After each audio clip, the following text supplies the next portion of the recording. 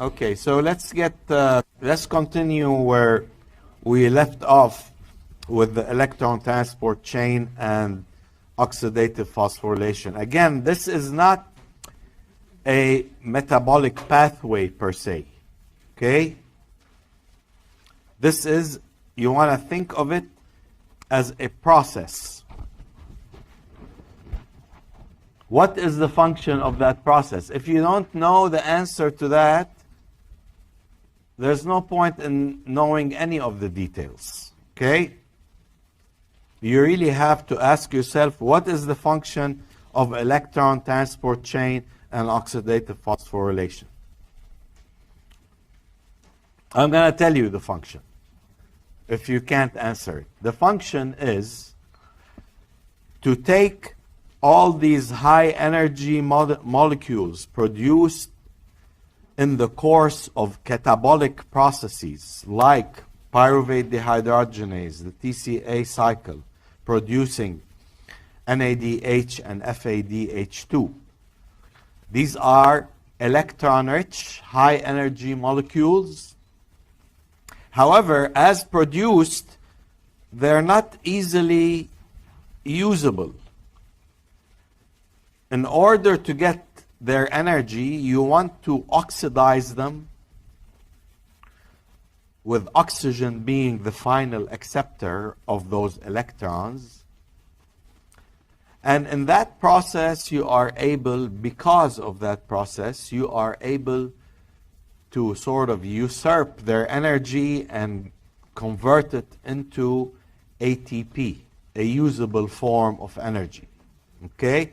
So when you ask yourself, why do we need ETC and oxidative phosphorylation, electron transport, you should be able to answer that. That's how we get the conversion of the energy from NADH and FADH2 into a usable form that the cell likes as an ATP. Okay? Second thing I want to point out to you, which is really the localization and compartmentalization here, is extremely important. So this is the, before they invented color here, black and white textbook. But I just want to point out to you, again, the structural organization of the mitochondria. This entire thing is the mitochondria, right? Here's your outer membrane.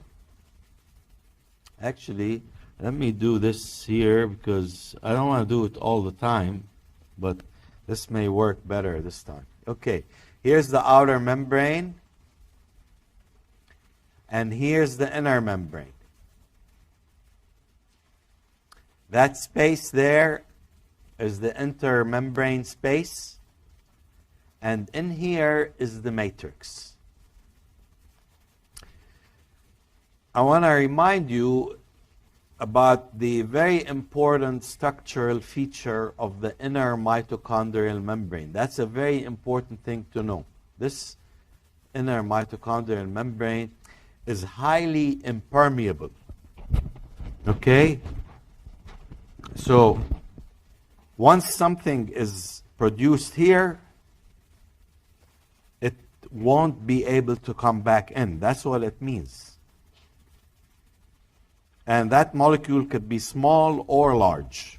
Or if something is coming from even outside, it cannot cross the inner mitochondrial membrane unless there is a specific mechanism for it to be transported. So this is the first important thing to think about. Second important thing is that electron transport chain and oxidative phosphorylation occur entirely in the inner mitochondrial membrane. So all the protein components, the prosthetic groups, the everything you need, the enzymes, are all part of the inner mitochondrial membrane. So these are very important foundations that you need to kind of establish about the ETC. The last and most important thing to remember is where are these NADHs and FADH2s produced? Right here in the matrix. That's where PDH is, and that's where TCA cycle are, enzymes are. So that means these guys are going to be oxidized by the ETC. So they have direct access to the ETC components. Okay? So part of that, I want you to think of the electron transport chain as a process that uses two important substrates. Those substrates are NADH and FADH2. Okay? It's going to extract electrons from those substrates and eventually donate those electrons to oxygen. Okay, so this is kind of a big picture, and I'll get started here. So really this process is subdivided into essentially two stages. The first stage is electron transport, and that means you are passing electrons from one molecule to an acceptor molecule and then moving it along until you eventually give it to oxygen. Okay? So all of that is occurring. Here's the inner mitochondrial membrane there. All of this is the membrane, and you have various components in that membrane. Second important thing that happens, every time you move electrons, let's say from NADH along from, say, left to right, you release, that plus is a proton. And that proton is released in the intermembranous space between the inner membrane and the outer membrane. Would be up here, it's not shown. So that means that proton gets trapped there, mainly because of the inner membrane, mitochondrial membrane structure that is highly impermeable. Okay, so this is basically what will happen, is that you oxidize NADH at, say, the first complex. We'll get to the details in a minute.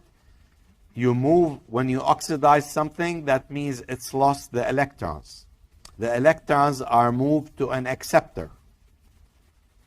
So there's always going to be something losing electrons, something gaining. There's no electrons disappearing. Okay? You have to account for them. So you lose them from NADH, something else gains them. And eventually they get moved along until they are passed to oxygen. And again, I'm going to tell you, this is where the oxygen we breathe is used.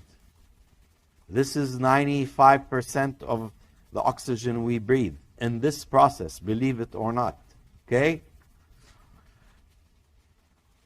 But every time you move the electrons, let's say from left to right, you're going to produce these protons that get trapped in the intermembranous space.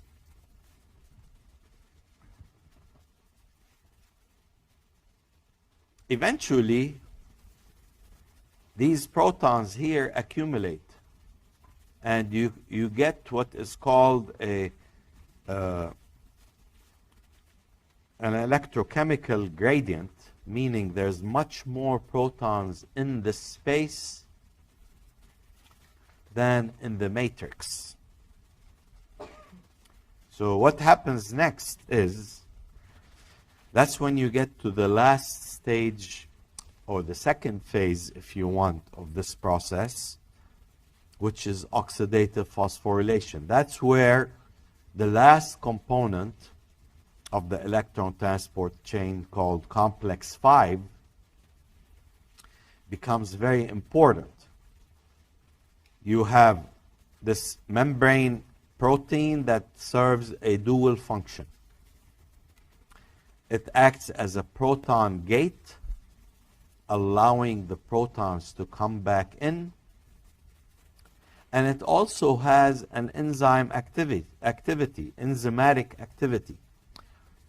As the protons move in, they generate the energy to allow the synthesis of ATP from ADP and inorganic phosphate. So remember what we would have started with. We would have started with NADH and oxidized that NADH, went through the ETC, and we end up with ATP being formed. Okay? If you like this video, please subscribe. Thank you.